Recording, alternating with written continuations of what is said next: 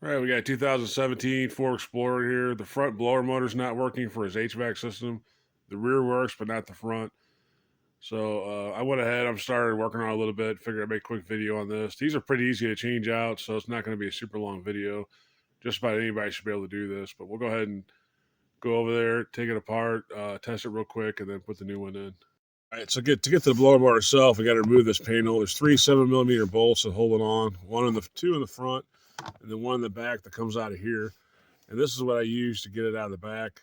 Deep well 7mm with the 3-inch extension, and then a ratchet. If you have a hand ratchet, that works too. That one's a little harder to see and get to, um, but it's not that bad. And that'll get you down to the blower motor. So we'll go underneath there and unplug it and see what's going on with it.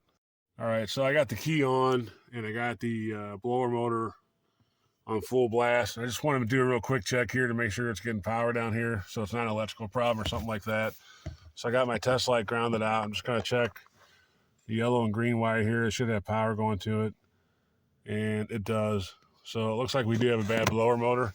So let's get under there and go ahead and start taking it apart, which is really easy on these. All right, so once we're under here, we got this 8mm bolt right here. It just connects to the vent.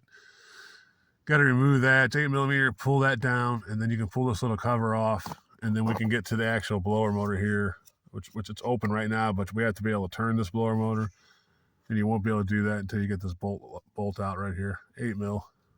And this is the little cover you're trying to take off. All it is just a little cover that directs air over to where it needs to go, 8mm. Right, once you get that out, you just take your hand and push towards the left or towards the front of the car, and the blower motor should rotate and then come out like this.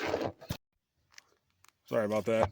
So anyway, all you do is just rotate. There's no bolts holding it in. So to get the new one in, we just put it up there, orient it where it was when it came out, and then pull it back towards you.